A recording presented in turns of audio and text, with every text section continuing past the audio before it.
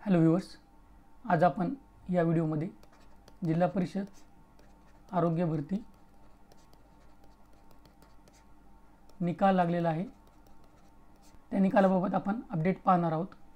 तुमच्या जिल्हा परिषदेचा जर निकाल लागला नसेल, मग तो कोणताही असो, मेरिट लिस्ट असो,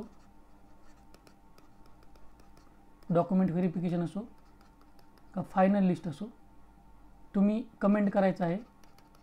उदाहरणार्थ समजा सांगली जिल्हा परिषद आहे, तर तुम्ही कमेंट करायचं आहे की तुमची जिल्हा परिषद सांगली जिल्हा परिषद, त्यासोबतच पोस्ट कमेंट करायची आहे ANM आरोग्य सेवक 40%, 50% वगैरे, आणि निकाल कोणता राहिलेला आहे, जसं की डॉक्युमेंट व्हेरिफिकेशन राहिलेले का मेरिट लिस्ट राहिलेली का फायनल लिस्ट राहिलेली, या 3 गोष्टी तुम्ही कमेंट करायच्या आहेत। म्हणजे मी त्या जिल्हा परिषदेच्या वेबसाईटवर जाऊन चेक करेल आणि त्याचा काही अपडेट मिळतो का, कुठून माहिती मिळते का, ते पाहण्याचा प्रयत्न करेल। असेच महत्त्वाचे अपडेट मिळवण्यासाठी आपल्या चॅनलला सबस्क्राईब करून ठेवा आणि बेल आयकॉन प्रेस करा, म्हणजे असे महत्त्वाचे व्हिडिओज सर्वात अगोदर तुमच्यापर्यंत पोहोचतील। हे पहा, तुमचे टोटल मार्क दिलेले आहेत, तुमचे पूर्ण पेपर दिलेले आहेत, तुमच्या एक्झामला किती होते आणि क्वेश्चन किती होते त्या पेपरमध्ये आणि त्यांना मार्क्स किती होते, ही सर्व माहिती ते दिलेली आहे। तुम्हाला माहीत असेलच आता की 45% मार्क तुम्हाला या मेरिट लिस्टमध्ये नाव येण्यासाठी पाहिजे, म्हणजेच तुम्हाला 90 मार्क्स या मेरिट लिस्टमध्ये नाव येण्यासाठी पाहिजे। हे पहा, परीक्षा IBPSने घेतलेली होती। परीक्षेची तारीख आहे 24 जुलै 2024। पोस्ट पहा, रिक्रुटमेंट ऑफ हेल्थ वर्कर आरोग्य सेवक पुरुष 50%, हंगामी फवारणी क्षेत्र कामगार।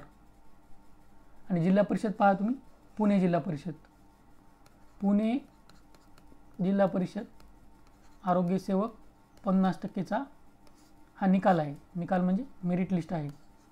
आता या निकालामध्ये तुमचं नाव आहे म्हणजे तुमचं निवड झाली असा अर्थ होत नाही।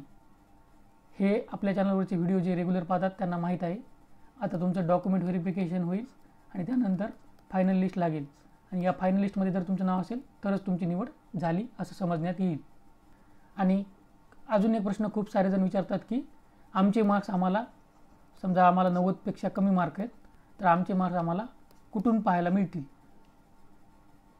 ज्यांना 90 मार्क्सपेक्षा कमी मार्क आहेत ते पात्र नाहीत, त्यांचे मार्क्स डिस्प्ले अजून तरी कोणत्याही जिल्हा परिषदेने केलेले नाहीत आणि ते करतील असंही वाटत नाही।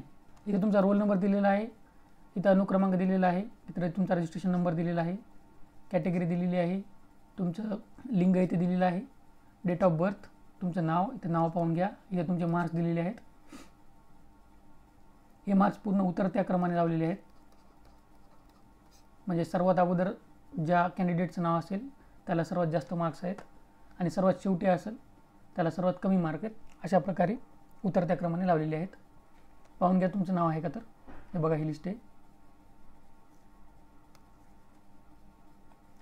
हे बघा इथे नाव आहेत, पाहून घ्या। या निकालाची PDF तुम्हाला खाली डिस्क्रिप्शन बॉक्समध्ये मिळून जाईल। आशा करतो या व्हिडिओमध्ये तुम्हाला फायदा होईल। All the best, thank you.